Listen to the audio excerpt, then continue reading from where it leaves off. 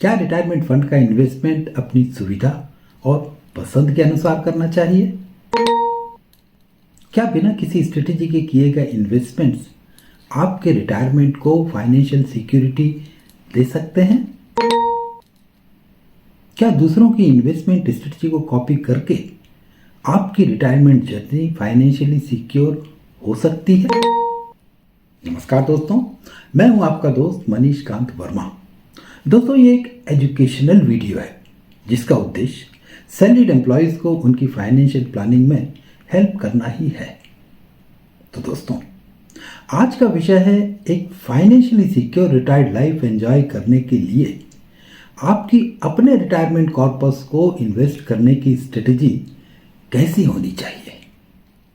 तो दोस्तों, एक समय था जब decent corpus post retirement financial security की गारंटी हुआ करता था, पर जैसे जैसे सोशल, कल्चरल और फाइनेंशियल फील्ड्स में चेंजेस आते गए, हर किसी की लाइफ में उसके इम्प्लीकेशंस फाइनेंशियल फॉर्म में रिफ्लेक्ट होना चालू हो गए।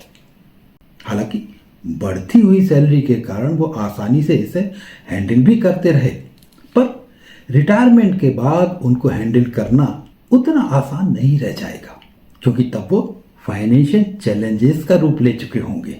और इसीलिए अब आपकी रिटायर्ड लाइफ भी पहले जैसी सिंपल नहीं रहने वाली है, बल्कि कुछ ना कुछ फाइनेंशियल चैलेंजेस के साथ ही आने वाली है। और इसीलिए आपकी तैयारी भी तभी पूरी होगी जब आप उन फाइनेंशियल चैलेंजेस को हैंडल करने की तैयारी भी as a part of retirement planning करेंगे। और इसके लिए आपको ये मालूम होना जरूरी हो जाता है कि कौन सी फाइनेंशियल चैलेंज आपके फाइनेंशियल्स पर कितना असर डालेगी। For example, health care expenses एक चैलेंज है, ये तो सब जानते हैं, पर अगर उसको सक्सेसफुली हैंडल करना है तो आपको उस चैलेंज से होने वाले फाइनेंशियल इम्पैक्ट्स मालूम होना चाहिए। जैसे कि हेल्थ केयर एक्सपेंसेस का इन्फ्लेशन 10% से भी ऊपर है, पर फिर भी ये तो जस्ट एक इंफॉर्मेशन है। इसका असली इम्पैक्ट समझने के लिए आपको 10% पर एनम इन्फ्लेशन का मतलब समझना होगा। और वो ये कि हर 7 साल में या उससे भी कम समय में आपके खर्च डबल हो जाएंगे। सिमिलरली, लिविंग एक्सपेंसेस, अगर इनका इन्फ्लेशन भी 5 से 6% ही माने तो भी ये 10 से 12 साल में डबल हो जाएंगे।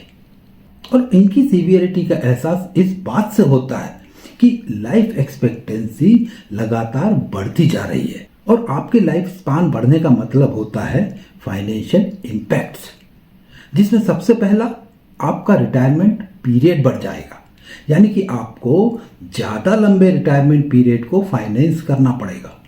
और दूसरा, जैसे जैसे रिटायरमेंट पीरियड बढ़ेगा वैसे वैसे आपके खर्चों पर इन्फ्लेशन का असर भी बढ़ता जाएगा।